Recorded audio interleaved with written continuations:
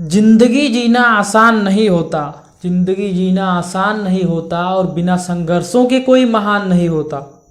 जिंदगी जीना आसान नहीं होता, बिना संघर्षों के कोई महान नहीं होता। और जब तक ना पड़े हथौड़े की चोट, पत्थर भी कभी भगवान नहीं होता। नमस्कार, मेरा नाम है श्रीपूजन चौहान और अभी आप देख रहे हैं हमारा YouTube channel education the third आई।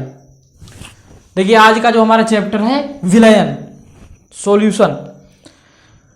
तो सबसे पहले इसके इंट्रोडक्शन के विषय में कुछ जानते हैं, परिचय इसका क्या है। ये जो आपका चैप्टर विलयन है ये आया कहाँ से, इसके विषय में जानते हैं। तो जैसे आपको पता होगा, जो आपका क्या होता है, द्रव्य, द्रव्य यानी मैटर। मैटर को जो है दो भागों में बांटा गया है। किसके अनुसार? भौतिक अवस्था के अनुसार और रासायनिक अवस्था। ये दो है, भौतिक अवस्था और रासायनिक अवस्था।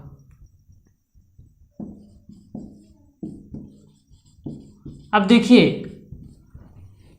जो आपकी भौतिक अवस्था है वो तीन प्रकार की होती है। यानी भौतिक अवस्था के रूप में पदार्थ तीन प्रकार से क्या होते हैं, एग्जिस्ट करते हैं यानी रहते हैं। एक तो आपका हो गया ठोस, दूसरा हो गया आपका द्रव, तीसरा आपका गैस। ये जो आपका ठोस है ये चैप्टर 1 में आप पढ़ चुके हैं, ठोस अवस्था। अब दूसरा जो आपका विलयन वो कहां से आया, वो आपकी रासायनिक अवस्था है। रासायनिक अवस्था को आप जानते होंगे दो भागों में बांटा गया है। एक तो है आपका क्या, शुद्ध पदार्थ, शुद्ध, और एक आपका क्या है, मिश्रण। ये शुद्ध पदार्थ है आपका। शुद्ध पदार्थ में आपको मिल जाएंगे क्या क्या, तत्व, और दूसरा क्या हो जाएगा, यौगिक। अगर हम मिश्रण की बात करें तो मिश्रण में आपका क्या हो जाएगा, एक समांग मिश्रण और एक विषमांग मिश्रण। समांग और एक क्या हो जाएगा, विषमांग। ये दो प्रकार के मिश्रण होते हैं। तो जो आपका विलयन है वो क्या है, एक प्रकार का समांग मिश्रण ही है। अब ये समांग और विषमांग मिश्रण क्या है ये पहले जान लेते हैं, उसके बाद विलयन जानते हैं। तो समांग मिश्रण, जिनमें दो या दो से अधिक पदार्थों का मिश्रण ही क्या कहलाता है, दो या दो से अधिक पदार्थ जब मिलाते हैं तो वही क्या कहलाता है, मिश्रण कहलाता है। समांग मिश्रण क्या है, दो या दो से अधिक पदार्थ के मिलाए जाने पर जब उनको अलग अलग क्या किया जाए, देखा ना जा सके, तो उसे क्या कहेंगे, समांग मिश्रण कहेंगे। और जब दो या दो से अधिक पदार्थों को हम मिलाते हैं और उन्हें अलग अलग देखा जा सकता है तो उसे हम क्या कहते हैं, विषमांग मिश्रण। तो जब दो या दो से अधिक पदार्थों को मिलाते हैं और उन्हें अलग अलग नहीं देख सकते तो वो क्या हो जाता है, समांग मिश्रण। वही आपका क्या है, विलयन।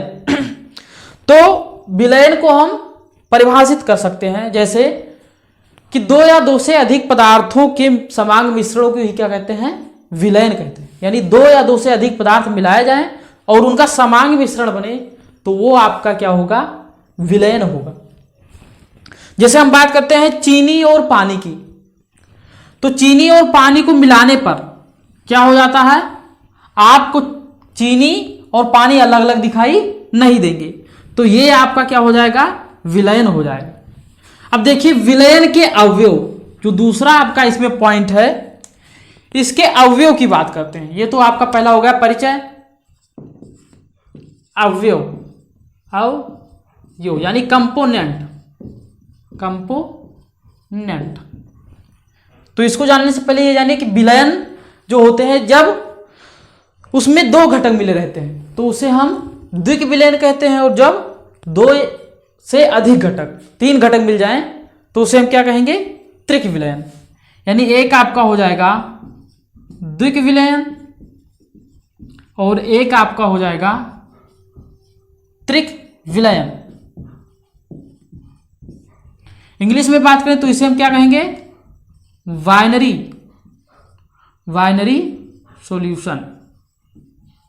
और ये आपका क्या हो जाएगा, टर्नरी सॉल्यूशन। ये आपके विलयन के भाग हैं 2। तो इस चैप्टर में हम केवल इसके विषय में द्विक विलयन यानी बाइनरी सॉल्यूशन के विषय में ही पढ़ेंगे। तो जो बाइनरी सॉल्यूशन के जो अवयव होते हैं वो 2 होते हैं। कौन कौन से आपके हो जाएंगे, एक तो आपका हो जाएगा विलीय, ये क्या है आपका विलीय, और एक विलायक। विलीय को हम कहते हैं सोल्यूट और विलायक को क्या कहते हैं हम, सॉल्वेंट। अब इसको भी जानना चाहिए, ये सोल्यूट क्या है और सॉल्वेंट क्या है। तो जैसे हम चीनी लेते हैं और पानी लेते हैं, ये क्या किया हमने, गिलास में पानी लिया यहां तक, और उसके बाद क्या किया, थोड़ी सी चीनी इसमें क्या किया, डाल दिया। ये क्या, चीनी इसमें डाल दिया। इसको डालने के बाद जो आपका विलयन बनेगा वो चीनी और पानी का विलयन रहेगा। अब देखिए इसमें विलेय क्या होगा, विलायक क्या होगा। इसमें जिसकी मात्रा क्या हो जाएगी, ज्यादा हो जाएगी, वो आपका विलायक हो जाएगा, और जिसकी मात्रा उसमें कम रहेगी वो आपका क्या हो जाएगा, विलीय हो जाएगा। यानी 2 पदार्थों को जो हम आपस में मिक्स करते हैं, जिसकी मात्रा ज्यादा रहती है उसे हम क्या कहते हैं, विलायक सॉल्वेंट, और जिसकी मात्रा कम रहती है उसे सोल्यूट विलेय कहते हैं। विलायक को हम इस प्रकार से भी परिभाषित कर सकते हैं कि किसी विलयन में जिस पदार्थ की मात्रा ज्यादा रहे और जिसकी भौतिक अवस्था ही क्या रहे, विलयन की भौतिक अवस्था रहे, वही क्या हो जाएगा, विलायक हो जाएगा। जैसे देखिए चीनी पानी ले रहे थे, चीनी कैसी है, सॉलिड अवस्था में रहती है, ठोस अवस्था में, पानी आपका द्रव अवस्था में। तो जब दोनों को आपस में मिलाएंगे तो क्या हो जाएगा, आपका दोनों द्रव अवस्था में ही हो जाएंगे। यानी जो आपका द्रव था वो क्या था, विलायक था, पानी आपका विलायक था, और विलयन बनने के बाद भी अवस्था आपकी कैसी है, द्रव है। तो इस प्रकार से हम कह सकते हैं कि विलायक जो होता है किसी भी विलयन में जिस पदार्थ की मात्रा सबसे ज्यादा रहती है और जिसकी भौतिक अवस्था ही विलयन की क्या होती है, भौतिक अवस्था होती है। यह तो हो गया आपके कंपोनेंट, सॉल्यूशन के कंपोनेंट। इसके बाद जो है हम विलयन के प्रकार पढ़ेंगे। तो विलयन के जो होते हैं 9 प्रकार के होते हैं। जो तीसरा आपका पॉइंट है क्या, विलयन के प्रकार, यानी विलयन के जो होते हैं 9 प्रकार के होते हैं। अब देखिए लिखने में बहुत समय लगेगा, इसलिए हम तुरंत क्या करते हैं, जादू से इसको लिख देते हैं। ये देखिए 9 प्रकार के विलयन अभी आ जाएंगे। ये देखिए आपके 9 प्रकार के विलयन आ गए। अब देखिए सबसे पहला है आपका ठोस ठोस विलयन। इसमें विलेय क्या होगा, ठोस होगा, विलायक क्या होगा, ठोस ही होगा। जो आपके पीछे लिखे होंगे वो क्या होंगे, विलायक होंगे, जो आपके आगे लिखे हैं वो क्या होंगे, विलेय होंगे। उदाहरण की बात करते हैं, जो आपका ठोस ठोस विलयन है, जैसे आपकी मिश्र धातुएं हो जाएंगी, पीतल कांसा, ये सब क्या है, ठोस ठोस विलयन के उदाहरण है। दूसरा आपका हो जाएगा चीनी यूरिया। आप जानते हैं चीनी यूरिया का आदि का क्या है, जल में विलयन है। तो चीनी यूरिया ठोस में रहते हैं, जल में मिलाएंगे, यानी ठोस को किस में मिलाएंगे, द्रव में मिलाएंगे। तो ये आपका बन जाएगा ठोस द्रव विलयन। तीसरा देखिए आपका आयोडीन कपूर आदि का वायु में ऊर्ध्वपातन। अब देखिए आयोडीन कपूर आपका कैसा रहता है, ठोस रहता है, और जब आप इसको ऊर्ध्वपातित करते हैं तो ये किस में बदल जाता है, गैस में। तो ये आपका कौन सा विलयन हो जाएगा, ठोस को किस में मिला रहे हैं, गैस में मिला रहे हैं, तो ये आपका ये हो जाएगा ठोस गैस विलयन। चौथा है आपका क्रिस्टल का जलयुक्त लवण जिंक एमेलगम। ये जो आपका है द्रव ठोस विलयन का उदाहरण है। इसमें जो आपका विलेय रहेगा वो द्रव रहेगा और विलायक ठोस रहेगा। पांचवा है जो आपका द्रव द्रव विलयन, जैसे अल्कोहल वगैरह में हम जल मिलाए या जल में क्या मिलाए, अल्कोहल मिलाए, तो ये सब द्रव को द्रव में मिला रहे हैं, तो ये क्या हो जाएगा आपका द्रव द्रव विलयन। टालवीन में बेंजीन, ये सब द्रव द्रव विलयन के उदाहरण हो जाएंगे। जो आपका 6वें नंबर का है द्रव गैस, यानी जैसे आपकी एरोसॉल है, वायु में जलवाष्प है, या कोहरा है, ये सब किस में रहते हैं? वायु में रहते हैं। वायु आपकी कैसी रहती है? गैस अवस्था में रहती है। और जो आपकी जलवाष्प वो द्रव अवस्था में। तो ये आपका क्या हो जाएगा? द्रव गैस विलयन, यानी गैस में आप किसको मिला रहे हैं? द्रव को मिला रहे हैं। जो आपका 7वां है गैस ठोस विलयन है। ये देखिए आपका PD46 लिखा, पैलाडियम, जिसका परमाणु क्रमांक होता है 46। ये क्या करता है? हाइड्रोजन को क्या कर लेता है? अवशोषित कर लेता है। तो ये जो आपका PD है आपका कैसा रहता है? ठोस रहता है। और हाइड्रोजन को अवशोषित करने जो हाइड्रोजन रहती है आपकी वो गैस रहती है। तो इसे हम क्या कहते हैं? गैस ठोस विलयन, यानी ठोस में किसको मिलाया गया? गैस को मिलाया गया। 8वां है आपका गैस द्रव विलयन, यानी द्रव में किसको मिलाएंगे हम? गैस को मिलाएंगे। जैसे वायु युक्त क्या है? पेय पदार्थ है। जैसे आप इनो वगैरह जब खरीद कर पीते हैं तो उसको पहले पानी में डालते हैं। पानी में डालने पर क्या होता है? उसमें से झाग निकलता है। और वो झाग क्या होता है? जैसे झाग जो वायु से भरा होता है और वो किस में रहता है? द्रव में रहता है। तो इस प्रकार के विलयन को हम क्या कहेंगे? गैस द्रव विलयन। 9वां है आपका गैस गैस विलयन। 2 या 2 से अधिक गैसों का मिश्रण वायु। जैसे आपकी गैस है, वायु है, तो इसमें कार्बन डाइऑक्साइड, ऑक्सीजन, ये सब गैसें मिली हुई लेकिन आपको दिखाई नहीं देती है। तो ये आपका कैसा विलयन हो जाएगा? गैस गैस विलयन। ये तो हो गए आपके 9 प्रकार के विलयन। अब इसके बाद जो अगला टॉपिक है सांद्रण इकाई, तो उसको पढ़ते हैं। देखिए जो आपका अगला पॉइंट है विलयन का संघटन, सांद्रण इकाइयाँ। तो जो सांद्रण इकाइयाँ विलयन का संघटन होता है वो हमें ये बताता है कि किसी विलयन में कितना भाग विलायक का या कितना भाग विलेय का उपस्थित है। यानी हम कह सकते हैं कि विलायक की एक निश्चित मात्रा में, विलायक है आपका, और उसकी एक निश्चित मात्रा में कितना विलेय पदार्थ उपस्थित है, वही क्या कहलाएगा? विलयन का संघटन। तो इसकी कई सारी इकाइयाँ हैं, तो चलिए एक एक करके सभी इकाइयों को हम पढ़ते हैं। सबसे पहला जो आपका है वो द्रव्यमान प्रतिशत है। द्रव्यमान प्रतिशत। अब ये द्रव्यमान जो प्रतिशत है इसको हम W/W से क्या करते हैं? प्रदर्शित करते हैं, मास परसेंटेज। ये होता है विलेय का द्रव्यमान, विलेय का द्रव्यमान किसमें? ग्राम में, और बटे विलयन का द्रव्यमान, विलयन का द्रव्यमान गुणे 100। ये होता है आपका द्रव्यमान प्रतिशत। जैसे इसको इस प्रकार से लिखा जाता है, जैसे मान लीजिए अगर हमने लिख दिया 10% W/W NaCl विलयन, ये इतना लिखा है, इसका मतलब ये है कि 10% मतलब 10 ग्राम, 10 ग्राम आपका क्या है? विलीय, यानी NaCl आपका क्या है? विलीय। और विलयन पानी में है तो 90 ग्राम क्या हो जाएगा? वाटर। यानी टोटल अगर देखेंगे तो दोनों की मात्रा का योग कितना है? 100। ये क्या है? विलयन का द्रव्यमान हो जाएगा। टोटल विलयन का द्रव्यमान कितना हो जाएगा? 100 ग्राम। विलेय का द्रव्यमान 10 ग्राम गुणे 100, 100 से 100 कटेगा यानी 10, ये आ जाएगा प्रतिशत, W/W। तो ये आपका है द्रव्यमान प्रतिशत। जो दूसरा है आपका आयतन प्रतिशत, आयतन प्रतिशत। ये देखिए आयतन प्रतिशत क्या होता है, इसको हम लिखते हैं V/V, V/V।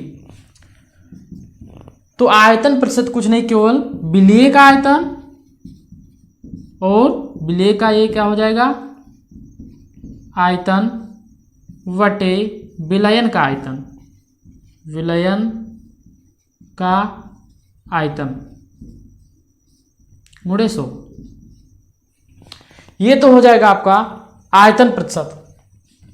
जैसे मान लीजिए आपका है कोई, मान लीजिए मेथिल अल्कोहल है, CH3OH, ये आपका क्या है, मेथिल अल्कोहल।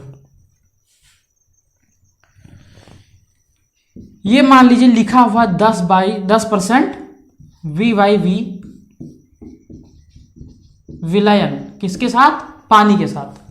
तो इसका मतलब ये हो जाएगा कि 10 ml क्या हो जाएगा, 10 ml विलय हो जाएगा यानी CH3OH, और 100 में से कितना बचा, 90, तो 90 ml आपका क्या हो जाएगा, वाटर। तो ये तो होता है आपका आयतन प्रतिशत, ये 10% VYV विलयन है मान लीजिए।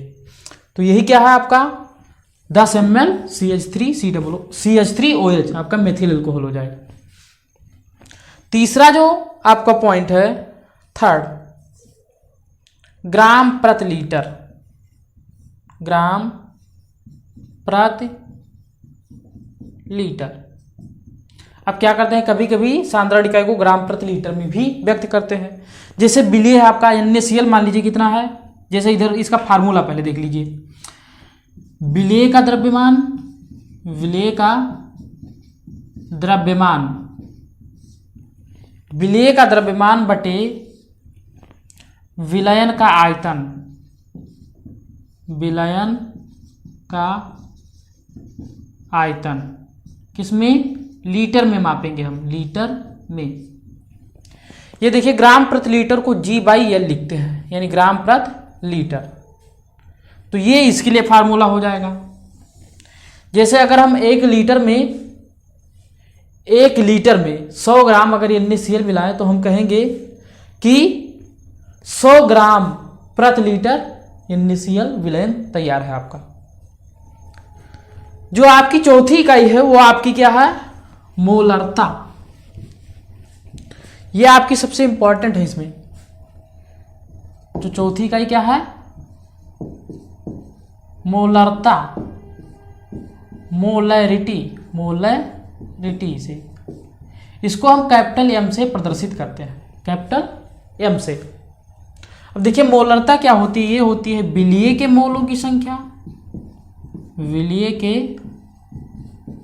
मोलों की संख्या और बटे विलयन का आयतन, विलयन का आयतन लीटर में।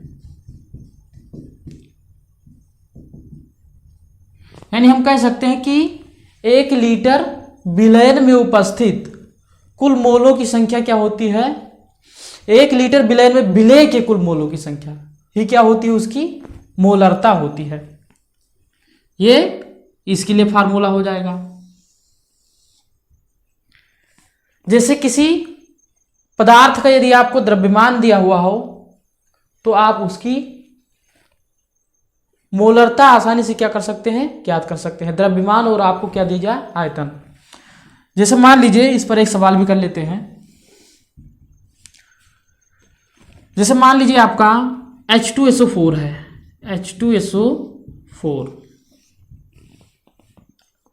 H2SO4 है आपका। इसको हम 1 लीटर पानी में, 1 लीटर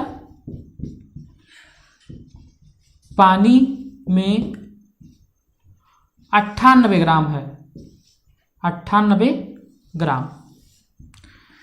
तो अगर हम इसकी मोलरता ज्ञात करें तो क्या हो जाएगा, इसके मोलों की संख्या और बटे विलयन का आयतन लीटर में। अब देखिए मोलों की संख्या कैसे निकालेंगे। जो मोलों की संख्या हो जाएगी, मोलों की संख्या, जो आपका द्रव्यमान दिया हुआ, द्रव्यमान यानी 98 ग्राम, द्रव्यमान बटे मोलर द्रव्यमान या जिसे अणुभार कहते हैं। तो H2SO4 का जो अणुभार होगा, हाइड्रोजन का होता है 1, 2 हाइड्रोजन है 2, प्लस सल्फर का 32, प्लस ऑक्सीजन 4 है, 1 का 16 होता है, तो ये 64, यानी 64 और 32 96 और 2 98, यानी 98 हो जाएगा। यानी मोलों की संख्या कितनी आ गई, 1 मोल की संख्या आ गई। विलयन का आयतन भी किसमें दिया हो, लीटर में, 1 लीटर है, तो मोलरता कितनी हो जाएगी, मोलरता बराबर आपकी हो जाएगी 1/1, यानी 1। इसको यम से प्रदर्शित करते हैं, कैपिटल एम से, तो 1 मोलर, 1 यम हो जाएगा। अब देखिए जो मोलरता है आपकी, मोलरता के लिए कई सारे पद उपयोग किए जाते हैं। जैसे देखिए इधर इसको हम मिटा दे रहे हैं, इसको हम मोलर भी लिखते हैं, कहीं कहीं बाई मोलर। तो ये सब क्या है, ये पद जो है इसके लिए उपयोग किए जाते हैं, उसको सीखते हैं। जैसे आपको कहीं लिख जाए मोलर, मोलर लिख जाए मतलब 1 मोल आपका लिखा हुआ, 1 मोलर 1 m। अगर आपको मिल जाए डेसी मोलर, डेसी मोलर, इसका मतलब हो जाता है कि m/10, m/10। यदि आपको कहीं मिल जाए सेंटीमोलर, सेंटीमोलर, तो ये हो जाता है m/100। यदि आपको कहीं लिखा मिल जाए सेमी मोलर, सेमी मोलर, इसको हम अर्ध मोलर भी लिखते हैं कभी कभी, अर्ध मोलर। सेमी मोलर को ही क्या कहते हैं, अर्ध मोलर, और इसका मतलब होता है m/2। अगर आपको कहीं लिखा मिल जाए बाई मोलर, बाई मोलर या दुई मोलर, दुई मोलर, तो इसका मतलब होता है 2m। 1m का मतलब होता है 1 मोल, 1 मोल प्रति लीटर। इसको आप ध्यान से जो है अपने दिमाग में बिठाते चलिए। m/10 का मतलब होता है 1/10 मोल, यानी 1 मोल का 10वां भाग प्रति लीटर, मोल प्रति लीटर। m/100 का मतलब होता है 1/100वां भाग 1 मोल का, मोल प्रति लीटर। इसके बाद m/2 का मतलब होता है 1/2 मोल प्रति लीटर, मतलब आधा मोल, और इसको हम क्या कहते हैं, सेमी मोलर, मोल प्रति लीटर। 2m का मतलब होता है 2 मोल प्रति लीटर, 2 मोल प्रति लीटर। तो इसको आप याद रखिएगा। ये सब कभी पद ऐसे पूछ लिए जाते हैं, 1 मोलर विलयन या डेसी मोलर विलयन, सेंटी मोलर विलयन या सेमी मोलर विलयन में कितना मोल प्रति लीटर होता है, तो आप सेमी मोलर विलयन में कितना लिखेंगे, 1/2 मोल प्रति लीटर। या पूछ ले सेंटी मोलर विलयन में कितना मोल होता है 1 लीटर में, तो आप कहेंगे 1 मोल का 100वां भाग या 1/100 मोल प्रति लीटर। ये तो हो गई आपकी मोलरता, इसके ये सब पद हो गए। अब देखिए इसके बाद जो आपका है वो फार्मलता, जिसको हम कैपिटल F से प्रदर्शित करते हैं। ये चौथा था। पांचवा जो है आपका, पांचवा फार्मलता, फार्मलता, फॉर्मेलिटी, फॉर्मेलिटी, इसको कैपिटल F से प्रदर्शित करते हैं। तो जो फार्मलता होती है ये बराबर होती है विलिये के ग्राम सूत्र द्रव्यमान, ग्राम सूत्र द्रव्यमान की संख्या बटे विलयन का आयतन, विलयन का आयतन लीटर में, आयतन किसमें, लीटर में। अब देखिए ग्राम सूत्र द्रव्यमान क्या होता है। तो ग्राम सूत्र द्रव्यमान जो आपका अणुभार होता है वही होता है। इसका उपयोग हम क्या करते हैं, ग्राम सूत्र द्रव्यमान का उपयोग आयनिक यौगिकों के लिए किया जाता है। जहां पर हम किसी जो आयनिक यौगिक ना हो उसका अणुभार लिखते हैं, वहीं पर आयनिक यौगिकों के लिए क्या लिखते हैं, जो इसकी मापने की इकाई होती है वो क्या होती है, ग्राम सूत्र द्रव्यमान की संख्या होती है। तो ये होता है आपकी फार्मलता, इसके लिए ये आपका व्यंजक है, यानी विलेय के ग्राम सूत्र द्रव्यमान की संख्या बटे विलयन का आयतन लीटर में। इसके बाद जो है आपकी छठवीं, ये अभी आपने चौथी पर मोलरता पढ़ा था, छठवीं पर क्या हो जाएगा, मोललता। मोललता देखिए, मोललता जो होती है, मोलैलिटी इसको कहते हैं, मोलैलिटी, इसको स्मॉल एम से प्रदर्शित करते हैं, मोलरता को कैपिटल एम से, इसको स्मॉल एम से, और ये बराबर होती है विलेय के मोलों की संख्या, विलेय के मोलों की संख्या, यानी विलेय में कितने मोल हैं, मोलों की संख्या बटे विलायक का द्रव्यमान, विलायक का द्रव्यमान, द्रव्यमान वो भी किसमें, किलोग्राम में, किलोग्राम में।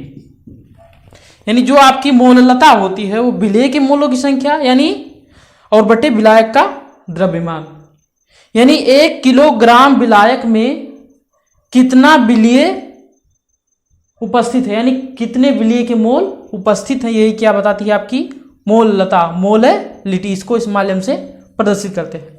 अब देखिए, ये आपकी मोलरता है, ये आपकी फार्मलता है, ये आपकी मोललता है।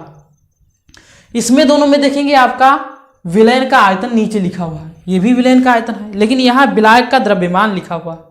अब जैसे हम कहें कि ताप बढ़ाने पर इनमें किन किन चीजों पर इफेक्ट पड़ेगा, इन तीनों में, तो ताप बढ़ाने पर या घटाने पर आयतन पर क्या हो जाता है, इफेक्ट पड़ता है। आयतन अगर ताप बढ़ाएंगे तो बढ़ जाता है, तो ताप बढ़ाने पर मोलरता और फार्मलता क्या हो जाती है, परिवर्तित हो जाती है। जबकि मोललता ये द्रव्यमान है, तो ताप पर द्रव्यमान का कोई इफेक्ट या द्रव्यमान पर ताप का कोई इफेक्ट नहीं पड़ता, तो मोललता पर ताप का कोई प्रभाव नहीं पड़ेगा, जबकि फार्मलता और मोलरता पर ताप का प्रभाव पड़ेगा, और ताप बढ़ाने पर ये दोनों बदल जाएंगी। तो इसकी परिभाषा में इस प्रकार से भी लिख सकते हैं कि किसी निश्चित ताप पर, इसी प्रकार से हम इसकी परिभाषा लिखते हैं, किसी निश्चित ताप पर 1 लीटर आयतन में, विलयन के 1 लीटर आयतन में उपस्थित विलेय के मोलों की संख्या ही क्या होती है, मोलरता होती है। फार्मलता, यहां भी पहले क्या जोड़ेंगे, निश्चित ताप, क्योंकि ताप निश्चित रहना चाहिए, ताप बदलेंगे तो ये बदल जाएगी। किसी निश्चित ताप पर विलयन के 1 लीटर आयतन में उपस्थित विलेय के ग्राम सूत्र द्रव्यमान की संख्या ही क्या होती है, फार्मलता होती है। छठवां आपका मोललता, तो इस पर ताप का कोई प्रभाव नहीं पड़ता है, तो इसको हम क्या लिखते हैं कि किसी विलयन में विलायक के 1 किलोग्राम में उपस्थित विलेय के मोलों की संख्या ही क्या होती है, उसकी मोललता, मोलैलिटी। तो मैं आशा करता हूं ये आपको समझ में आया होगा। इसके बाद जो 2 साधारण इकाइयां हैं आपकी, नार्मलता और मोल प्रभाज, उसको हम अगले वीडियो में डिस्कस करेंगे। नमस्कार, मेरा नाम है शिवपूजन चौहान और अभी आप देख रहे थे हमारा YouTube channel education the third eye. यदि ये वीडियो आपको पसंद आया हो तो इसे लाइक करें, शेयर करें और चैनल को सब्सक्राइब करना बिल्कुल न भूलें। धन्यवाद।